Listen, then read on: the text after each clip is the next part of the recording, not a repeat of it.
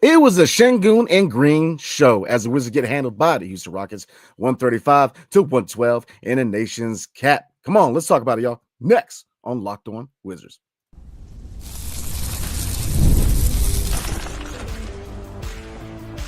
You are Locked On Wizards, your daily Washington Wizards podcast, part of the Locked On Podcast Network. Your team every day. What's good, everybody? It's your boy Brandon Scott again with my guy, AB. And your favorite podcast now has a newsletter. Introducing the Locked On Wizards Daily Newsletter, a one-stop shop for all awesome team and league coverage delivered right to your inbox. Sign up for free now at LockedOnDaily.com. That's LockedOnDaily.com. And start your day with the all-new free Locked On Wizards newsletter. Tonight's episode is brought to you by FanDuel. From big upsets to game-winning drives, the NFL playoffs are better with FanDuel. New customers can bet $5 and get $200 and bonus bets guaranteed. Win or lose, visit FanDuel.com to get started. The Wiz Kids tonight, Kyle Kuzma goes down with an injury, and man, his calf is going to be sore tomorrow. But we missed that go-to score, and the second unit shine for the Washington Wizards. But ultimately, it was the Sengun and Jalen Green show. So what is the biggest storyline tonight, man? Was it the, not having a go-to scorer, or was it just simply Sengun and Green just doing what they do? Yeah, it was just, again, Jordan Poole. It's a big blow. Your leading scorer. And Sengun and Green. Sengun, man, I'm telling you, be a big fan of his game and just how young he is. Hope he has a great career. And again, it was good to see Corey Kispert have a bounce-back game. We've been harping about him every single night. And he was leading scorer for tonight. So Houston, so talented, and we'll talk about the young talent. I heard they put Reed Sheppard in their G League team. And it's just so crazy, how now it's like, a couple in summer league, they're saying, "Oh yeah, Reed Sheppard this," and it's not a knock on him. It's just development wise, it's just so interesting. And this Houston Rockets team, actually from where they were after James Harden got traded to where they now, kudos to them, man. I'm really supporting them out in the West. But today it was just them getting out. The Wizards just 135 points. You can't win an NBA game when you have that many points. No, sir. You do not win many games when you give up 135 points. But I'll say this before we get into a couple of things about Cam Whitmore and Reed Sheppard, like you mentioned. But getting back to tonight's game, man, it was a Sengun and Green show. Jalen Green, we know he's that scorer, man. 29 points, 8 rebounds, 10 for 22 from the field, 7 for 15 from 3. Good Lord Almighty. Thompson had a good game tonight, 20 points, 15 rebounds, and then Sengun did whatever he wanted, 26 points, 10 rebounds, and 6 assists, 12 for 23 from the field. So this was just a talent gap. They're a team who I believe second in the West. So Houston ain't playing around. They're playing good basketball. Like I said, the Western Conference is a loaded conference. I think the Eastern Conference will make up ground within the next 3 to 5, but we are not quite there yet. The Western Conference is a monster. To me, if you're looking at the Wizards, man, and you're looking at the positives, the second unit is what led the way. Like I said, Corey Kispert, where have you been, my guy? Corey looked good tonight, man. This is the Corey that we expect day in and day out, man. 23 points, 7 for 10 for the field, 5 for 7 for 3, 4 for 5 for the charity strike. Only one turnover. Corey Kispert made up a lot of ground with, of course, top scorer Jordan Poole being out, Kyle Kuzma being out, our 1-2 punch and scoring. We definitely needed that punch. So, definitely when them going down with injury, Jordan Poole did not play initially, and then obviously Kyle Kuzma caught that knee to the calf. Man, I've had that happen a few times playing ball. It does not feel good. So he's going to be walking funny for the next couple days, man. So it was the second unit. Jared Butler, again, really, really good night. 14 points, 5 assists, 5 for 11 for the field, 2 for 4 from 3. And Jonas Valanciunas, he has been a really good player here in D.C. A lot of people questioning whether he's going to have a decline, what they expect at this stage in his career. Are we bringing him more so for the mentorship than the play on the court? And I think it's really in a situation of 50-50. He's producing on the court and he's mentoring. Valanciunas is a guy who's very comfortable here. He's a guy who's definitely going to be shopped, a guy who's definitely, his name has been brought up in trade rumors, but he's a guy who's made it known that he likes DC and likes what they're doing here. So you got a win-win with this guy. You keep him, you got a good guy who can produce and can mentor. If you flip him, I think you're definitely going to get some value, especially from a team like the Lakers. We've said it time and time again, the Lakers look like that good spot. So let me ask you this, man. Cam Whitmore, DMV native, came in and dropped 17 points, 6 for 8 for the field, 3 for 3 from 3 AB. So obviously, Bilal, love Bilal. I think he was definitely the right pick considering the situation of the franchise. But I mean, you already mentioned before, AB. You know, him finding consistent minutes in the rotation. Same thing, Reece Shepard. Do you make a move? I mean, do you try to see if you can lure Cam Whitmore to DC? And if so, where would he fit? I don't see why not. Be again, they had that problem where it's you have too much talent, and Yeah. when you gotta, if you want to win now, you trade some of these young guys and get a vet. And him in DC, that would be interesting because you got Bilal Koulibaly and these other forwards. So I'm not saying like don't do it. Let's do it. And if it's even possible, and he comes to DC like open arms again, fits the timeline. That checks off that huge box right there. That's what we need here in DC. Because again, with these vets, like potentially, I think potentially at any point right now within these next couple of weeks before the deadline, they're going to be on the move. And you plug in those young guys, it fits in perfectly within our timeline. And then us contending in 2027, Cam Whitmore, I was a big fan of him coming out of the draft. I'm obviously happy with Bilal, but I just feel like with him in Houston, with all that talent, some guys aren't going to play that much. That's the reality of the situation. And I'm hoping Cam Whitmore could potentially find a new home in DC. Yeah, I'm a firm believer that, I think they need to be aggressive at the deadline. I think you try to lure a young player to DC because once you hit 2025, and then once you get around to 2026, I think we're going to be a better team once we roll into the 2026 NBA draft, especially if we add a guy like Cooper Flag who lit it up, man, at Duke tonight. I'm just saying. And then, Dylan Harper. Did you see that poster? Sorry, B. Did you see that poster at home? Good Lord Almighty. I mean, look, Cooper Flag's ready. I mean, he is young. He is coming, guys. He is on his way to the association. He's a guy who's going to be all-star level talent. But then you look at Dylan Harper, Ace Belly. I mean, the list goes on. Deneem. I mean, Edgecombe. This is a good draft to add some talent. But I think you definitely, if you're the Wizards, if you're Will Dawkins, look, Will Dawkins has a blueprint. And, like I said all the time, I've said it 1,000 times that they're going to rebuild the right way. They're going to take the time. They're not going to cut any corners. But he also knows that you got to read the market at a certain point. And if you can become better sooner, and if you can grab talent and read the market, look, add a young guy like Cam Whitmore. Now, if I'm Houston, I can see the approach like Mike Elias with the Baltimore Orioles. Hold on to all the young talent you can. For all your Orioles fans, you know what I'm talking about. He's holding on to, the GM over there in Houston, man, he's holding on to all the talent he can. Can I see them maybe being a little hesitant to move on from Reed or Cam Whitmore? I could see that, but look, money talks, man. And look, they're a team who's second in the West, man. So, like I said, once we get closer to the deadline, me and AB, we're going to start looking at trade proposals. And Kyle Kuzma could be a guy who could make sense in Houston. We'll see. He makes sense in a lot of West Coast teams, in my opinion. So I think you at least try. You ask about it because, whether it's Kuminga, whether it's Moses Moody, whether it's Cam Whitmore, there's young guys out here in this league that may not be in the best situation for them. And with a team like the Washington Wizards, I mean, look, you try to acquire all the young talent you can and try to see what fits with this young core, what doesn't, and go from there. So if absolutely Cam Whitmore, because I believe they showed where when Bub Carrington got drafted this previous draft, Cam Whitmore showed up to the draft and showed them love.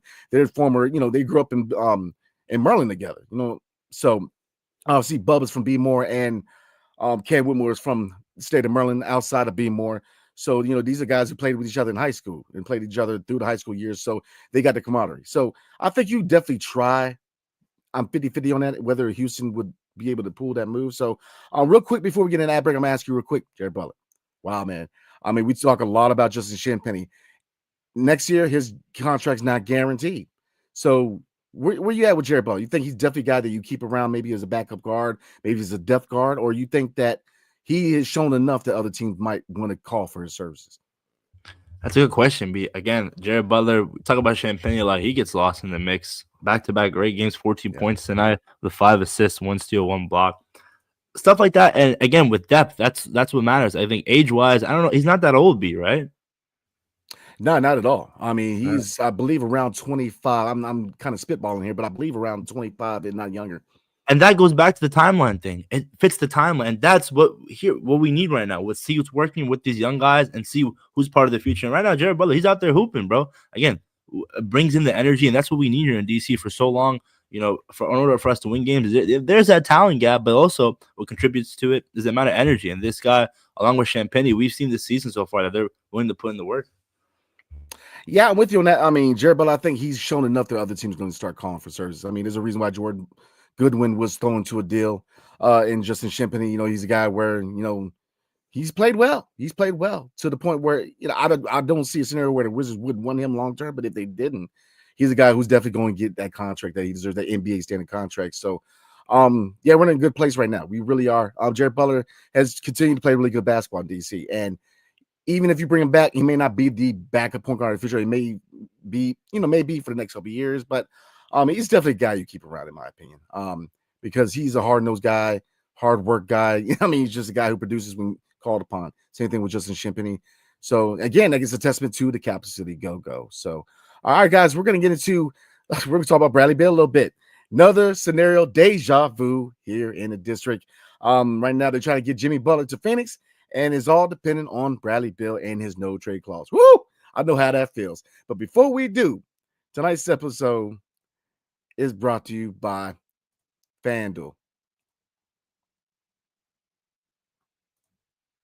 From big upsets to game-winning drives, the NFL playoffs are better with FanDuel because right now the new customers can bet $5 and get $200 in bonus bets guaranteed. That's $200 in bonus bets, win or lose. Lord, the FanDuel app gives you everything you need for live bets, same game parlays, and so much more. So, don't take my word for it. Go ahead and visit the website, man, because like I said, I am an over and under guy, and to me, that's just what I kind of roll with. And FanDuel gives me the best opportunity to get some money, man. Definitely capitalize on a lot of the deals, man. A lot of promos. So definitely check out FanDuel. But look, again, do not take my word for it. Just visit FanDuel.com to join today and get started with $200 in bonus bets. That's FanDuel.com. Make this playoff season unforgettable with FanDuel, the official sportsbook partner of the National Football League. All right, AB, let's get back into this thing, man. So as you know, man, a lot of moving pieces heading into the deadline, man. The deadline's getting here faster than you think, AB. I'm trying to tell you. Jimmy Butler got suspended 7 games, formally requested a trade out of Miami. And then now him and, Pat Riley are butting heads. And the Phoenix Suns are looking to make a move. Now, Bradley Beal's obviously a guy who, with that no trade clause, and he made it known in the media, if not earlier today, yesterday, said, I hold the cards. And he's looking at 4 prospective teams that he could be interested in. Miami was one team, both LA teams, and I'm missing out on another team, Denver. So my question to you is kind of my famous 2-part questions. Number 1, how much PTSD do you have in this whole situation with that no trade clause? And what team really makes sense for Bradley Beal? Man, it's like Brad could leave DC, but we'll never leave, or DC will never leave Brad. It's like, no matter how many years has gone by, we keep talking about Brad in this saga, and now he's bothering another franchise in Phoenix, where again they built that super team thinking that they could go far. Again, and we had those unprotected first round the swaps and those draft picks. People said the Wizards got robbed at the time. Okay, you feel like that, but you really dodged the bullet because at the end of the day, Brad, love what he did in here, DC, but just another headache. I mean, saying stuff like I hold all the cards, like it's just like, come on, man, like what you're doing yourself, what you're portraying yourself in the media. But it is what it is. But team wise, I always thought Brad going to Miami was just something down. And I think at one point the Tyler Hero and the draft pick was the offer. And Brad loves, he loves the attention in Miami. Again, heat culture. We talked about that the other day. I don't know how would that intertwine. That would be an interesting combo, but Miami would be a very interesting situation. And then I think Jimmy Butler, that whole suspension and then just everything's been happening recently. I think now, like, he's basically out the door. Like, both feet are out the door. I'm with you on that. I think a potential move bringing Jimmy Butler to Phoenix would make them slightly less trash, I guess, because, it still doesn't fit. Like, you have Tyus Jones right now running the point. And of course, you got Booker, KD, and Jimmy Butler. How are you going to distribute touches? When you got 3, only one ball. Only one ball, man. And you're getting into another situation where you have to find touches enough for 3 star players. And I don't understand what they're trying to do in Phoenix, because I think the concept of having this big 3, all the star talent is not a concept anymore. You saw with Miami back in the day with Bosh, D Wade, and LeBron, but you just don't see that concept anymore. And really, every team's different. I look at teams like the old school Detroit Pistons when they had Ben Wallace, when they had that squad where they really didn't have an all-star. It was just it was a team full of role players. Everybody knew their role. So it all depends on the team to fit certain things like that. But looking at Bradley, I think he fits in Miami. I think he's a guy who, he's done certain things that kind of rub people the wrong way, but he was never like a guy that had any issues off the court. Any drama, never got in trouble. For the most part. He was a good locker room guy. So I think he fits what they're trying to do in Miami. Denver would be another nice fit. See him next to Michael Porter Jr., Jokic, and Jamal Murray. We'll see how that fit with LA. It feels like every year we're trying to find Lakers players for them to like try to win a championship. Like every year. I just think I'm pretty sure Lakers fans gonna come after me, but I think the window's closed. I don't see it anymore. I don't see them as a team that's really a threat in the Western Conference. I don't. I think the championship window is closed for LeBron James. And I'm just gonna be 100% on that. I mean, people, there was a few people saying that, we'll go to Cleveland. That's not a guarantee because what they built in Cleveland, that chemistry they built is built around the current core. You bring a guy like LeBron in there, he's going to change the DNA of that core. Now, and there's nothing against LeBron. Obviously, he's going to go down as one of the best players. Me personally, MJ guy, okay. So, but I think he's definitely in the conversation. I'm not going to take that away from LB, man. He is definitely in the conversation. So, yeah, I mean, all the people that said we didn't get enough for Bradley Beal, we traded him way too late. We had no leverage. I mean, you at that point, you're going to get what you're going to get. And to a certain degree, it kind of looks like that with Kyle Kuzma, where you get into a point where you're probably going to get what you're going to get. 2 first-round picks ain't happening. Hopefully you get a first. Hopefully you get some kind of package in return that's not just expiring deals. So, yeah, I'm with you on that, man. I think that Denver is a good spot in Miami. So, yeah. Again, guys, tonight it was the Sengun show and the Jalen Green show as the Wizards get manhandled by the Rockets 135-112. So we're going to get in the comments, guys. But before we do, tonight's episode is brought to you by Prizepicks. Basketball season is heating up, and there's no better way to get real money action while watching your favorite NBA stars than with Prizepicks. Whether you're a diehard fan or just love some friendly competition, Prizepicks makes it fun and easy to turn your basketball knowledge into cash. Cash money, y'all. Here's how it works. Pick more or less on at least 2 players for a shot to win up to 1,000 times your cash. Say word, 1,000 times your cash. Think LeBron's going to drop 30 points? Bet on it. Or maybe Luka's getting more than 8 assists? Bet on it. Prizepicks lets you make your predictions and put your money where your mouth is in just 60 seconds. And look, Prizepicks is my go-to. I love me some Prizepicks, man, because over and under, predicting over and under whether, how many points, how many rebounds, stuff like that. I remember the year that Golden State won the championship, man. I went ahead through Prizepicks and put on there, whether they were winning the championship or not and got paid. So, look, if you want to earn some money quick and easy, now's the perfect time to join. Download the app today and use promo code LOCKEDONNBA to get $50 instantly when you play your first $5 lineup. That's right. No need to win to get the bonus. It's guaranteed. Prizepicks. Run your game. All right, guys, let's get into the comments. And again, guys, definitely appreciate everybody rocking with your boys tonight, man. Very hard game tonight, 135-112, and it was a Sengun and Green show. And turnovers killed this team, AB. Killed us again, man. All right, so we're going to start with Deshaun, and he says, "What's up, Brandon? What's good, Deshaun? How you doing?" I'm typing this in the first quarter. We 5 minutes in the game. Kuzma was fussing out Sar, and Keith took Sar at the game. Anyone know what that was all about? Why are we arguing? I in the first quarter, AB, I don't know why they're arguing because that was the only quarter where they really looked like they were in the game, to be totally honest with you. I thought we were in it to win it, and then the second quarter rolls around. We come out at halftime, and they took the game away, man. So, I mean, do you maybe I was staring at something, man, but yeah, I mean, do you know why there would be any kind of issues in the first quarter? No, not really, man. I think it's just like I think Kuz is just frustrated, man. So at any slightest inconvenience, it's like when you're angry, like anything slight that happens to you, you're just gonna crash. You're almost crashing out. So I think he's counting his days, man. And as much as it is what it is. It's a business, and I hope he does well post Wizards career. It's just that this right now is just turning into an ugly divorce, and seeing stuff like this just doesn't help the team chemistry, especially with a young guy like Sar. Look, man, my guy AB said, "Look, go get your ticket from BWI. Stop playing. Get up out of here." So I'm with you on that. I mean, Kuz, we need that scoring. We know what he can do. He's that scorer. And with JP13 out, definitely expected him to be aggressive. And he was very aggressive early on after 60 minutes played, but then he took that knee to the calf. And like I said, that hurts, man. I know that hurts, man.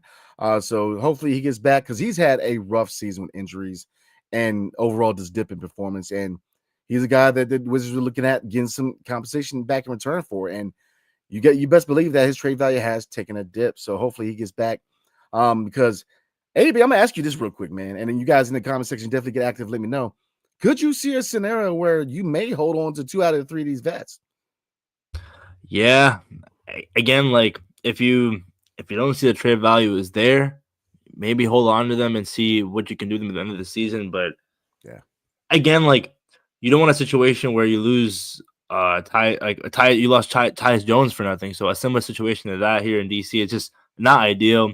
And again, your Will Dawkins, like him and his crew is definitely gonna get some heat for how they handle the situation. But at the end of the day, it is what it is. And I feel like if you really care about the future, now is the best time to trade these guys because again, you want to see how the younger guys do in their usage in the second half of the season and how much draft capital you can get. Yeah, I'm with you. I think you definitely shop these guys. Now with Jonas Valanciunas, could you see a scenario where he stays? You could probably honestly see a scenario where all 3 stay.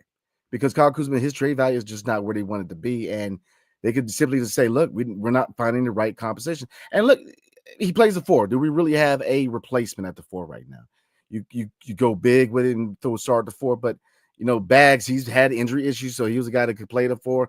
I mean, that could be another reason why they don't move him because there's not a clear-cut guy who could take over the spot. I mean, Bilal's a 3.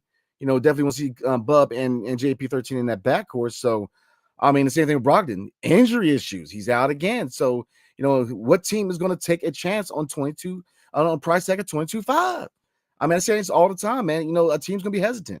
And it's saying, so you look at these 3 guys, I could throw another scenario at you, like a Denny Avia. At the time, Denny Avia probably had the highest trade value. Corey Kispert, he's ramping his performance up. Could you see a scenario AB where they could possibly ship Corey Kispert out? And like I said, with the extension kicking in that next year, that's kind of hard to do. But, I'm with you. I want this team to be very active at the trade deadline. I think you hit the market now and grab a young player. Locked on Law says, all-time terrible performance by Sar. Yeah. Bilal got roasted like a chicken on defense. Nothing to be positive about here. Kispert is too inconsistent to care about his good night. I mean, we all know how my guy Locked on Law rolls, but I'm with you. I'm sorry, struggle, man. And like I said, it comes down to, he's very reliant on that jump shot, and he's got to find ways to get active in the paint, in my opinion. But I'm not too concerned. I think he will bounce back because he's gotten better every week, man. So I think he will be all right. Bad performance, absolutely. Bilal, a couple times did get worked, but like I said, overall, definitely a guy who's in the conversation for, a guy who can eventually be an all defensive team player. So it happens, man. I mean, it happens to everybody. I mean, your best defenders in the NBA get smoked every once in a while. It's just the way it is. Nothing's 100%. It is what it is. And then Kispert, I'm with you on that. Very inconsistent this season. Definitely love the performance, but we need to see you string a lot more in a row and be more consistent this season. Pula Bali says Keyshawn George should get more reps with the go-go. JD or PBJ could get those minutes. Whoa, okay, that's a hot take. I mean, what do you think, AB? You agree? So it's kind of interesting because Keyshawn, if you remember the beginning of the season when Kuzma got hurt, he was hoping. I think 27 or 21 points in one game. And I mentioned it earlier with the whole like Reed Shepherd thing and how he's in the G League. And it's not the worst thing in the world when you're in the G League. Again, like it's not like, oh, you suck, you don't belong here. It's like, hey, let's see what you can do over here with some more reps. So at the end of the day, I wouldn't be against the move. But again, like I think we've already seen what we've got in Johnny Davis. So I don't know, but Keyshawn, big fan of him, and I remember he was a shocking one that came out of nowhere in that beginning of the season, that 20-point game. So still can stretch the floor, and I think he has a bright spot here in DC. Oh, Keyshawn George is a dog. He's a dog. I mean, he's a guy who's gonna be a really good player. They just developing right. He's gonna be there. It's all about finding consistent minutes and a consistent role. And until we get to the second half, where a lot of these vets are gonna be shopped and moved at the deadline, you're going to see more defined role for him. His role is gone from starting to spot starting to coming off the bench. And, I think the only scenario where you even entertain sending him to the go-go would be if you want to feature JD and PBJ exclusively as add-ons to a trade. Those are 2 guys where if you want to get the salaries match, those 2 guys are going to help you get over the hump. So I understand that. But I say, if you're not showcasing JD or PBJ, then you keep him around. Because like you mentioned, AP, earlier this season, he was balling. He was balling out. So it's not that he can't play at the level because he can. It's just having a defined role. Let's see. Nomadic Brian, how you doing tonight? It says all around beating for the Rockets. I was hoping Sarr would keep on that scoring improvement. I think he's still going to keep improving. He just took his lumps. Sengun is a monster, man. And then they had Kuz guarding Sengun for a while, and Sengun's he's a beast. And I'm trying to think of the draft, but we picked, I believe it was a Kispert AB. Like, yeah, I think it was Kispert where we drafted Kispert a pick in front of Sengun, and we needed a center too. So he is balling out in Houston, and I'm telling you, Houston is a team to watch out for in the West. AB, watch out for the Rockets, man. I mean, we had Brooks hitting threes tonight. I mean, everybody was doing their thing tonight. So Locked Law says, how can you be 7 foot tall with a 7 foot wingspan and shoot 1 for 12? Yeah, I mean, I think that he has the capability to stretch the floor, but at 7'1", you've got to get in the paint. You've got to be more active in scoring in the paint, contributing in the paint, man. Pulley Body says, will the front office have to attach a second round pick? I think to let's see, second round pick the Kuz coming out of shape, rib issue now his calf. Is he sabotaging his value? I don't know. Like I said, I haven't heard any, it's not something I'm gonna get from being inside the building, but I think that when you look at him coming out of shape, yeah, you can argue that. But he did add muscle. So I think the muscle did have a lot to do with, attacking his speed and his explosiveness in the paint. And you see that now he's using more of his forearm, getting more physical in the paint. So I think that's a big reason why he added about 5 to 7 pounds of muscle. Yeah, but the injuries are taking an effect. And that's the thing. When you're heavier, you have more injuries. I mean, it is what it is. From a guy who's, who lifts, who also likes cheeseburgers. Look, let me tell you, you're gonna have your fair share, man. And the bigger you get, man, like I said. So adding muscle, because like I said, I'm a guy who's lifted since high school in football, man. So, and I lifted all through the Army years. So I've always been a heavier guy. Even though in the Army we run all the daggone time, but looking at Kuz, the muscle does take an effect on your explosiveness. But is he sabotaging value? I don't think. I mean, I know that he likes it here, but I think that the writing's on the wall. He knows. He knows. I mean, we talked about your request. I think he's informally requested a trade. I mean, he hasn't formally come out and say, "Hey, I want to go." But he, if you look at the post by his mom and the certain things here and there, I think he knows that the writing's on the wall. So it's when you add all those things up, B. It just you have to come to that conclusion.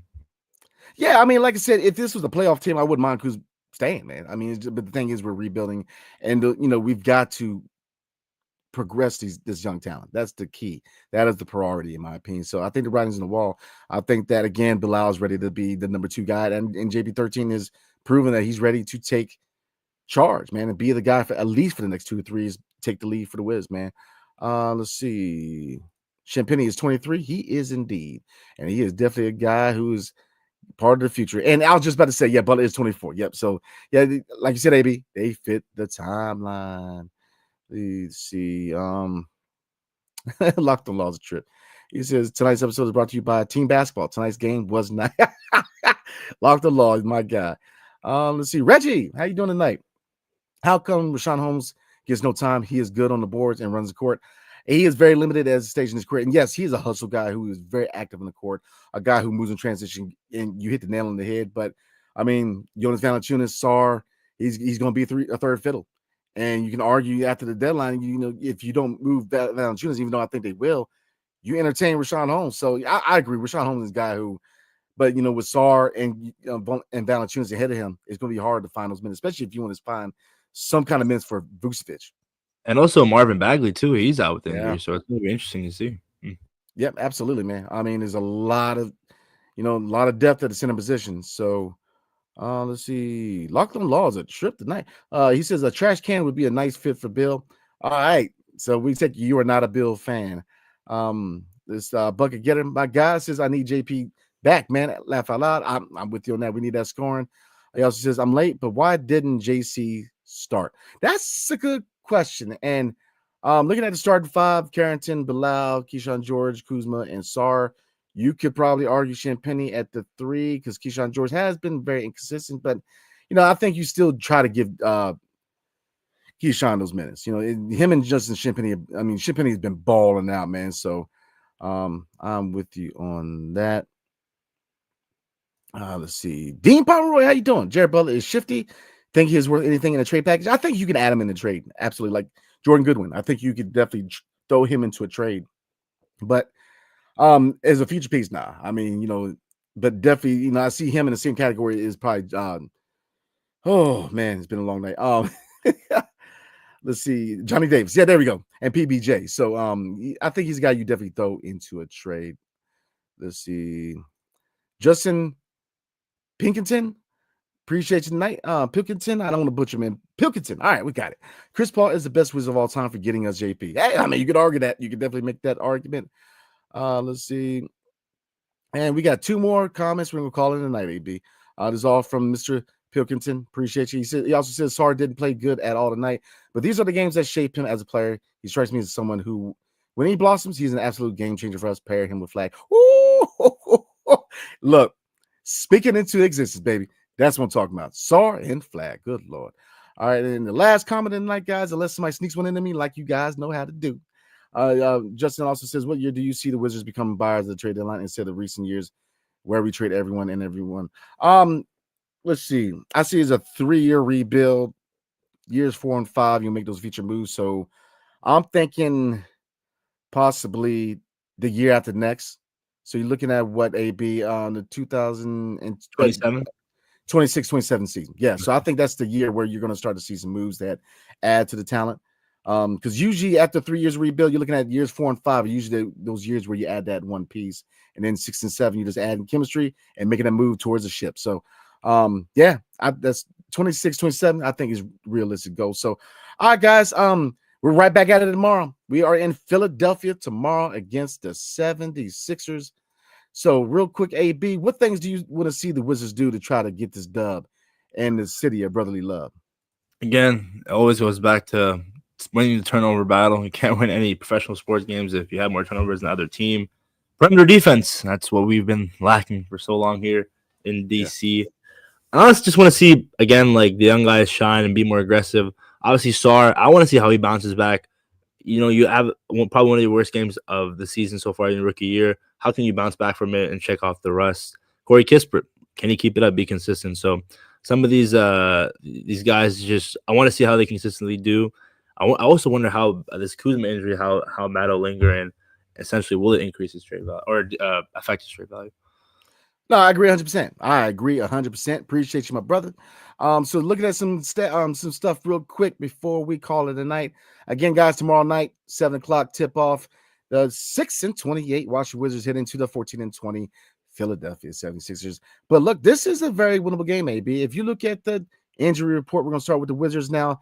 Sadiq Bey, obviously, he's going to be out for some time. But let's get into some other people. Jordan Poole, the hip injury. So, we'll see if he's, game to game, day to day, see if he ramps up for the 76ers. Marvin Bags is still out with the knee injury, and Malcolm Brogdon is out with a foot injury. So definitely need to see Brogdon definitely try to get healthy, man, and try to string together some games. But look at Philadelphia. Embiid is out for Wednesday's game against the Wiz Kids. McCain is out right now, so we'll see how he ramps up towards tip-off. Kyle Lowry is out, hip injury. He's out Wednesday night. Paul George is out Wednesday night. And it appears Martin is out. Okay, who's Martin playing, man?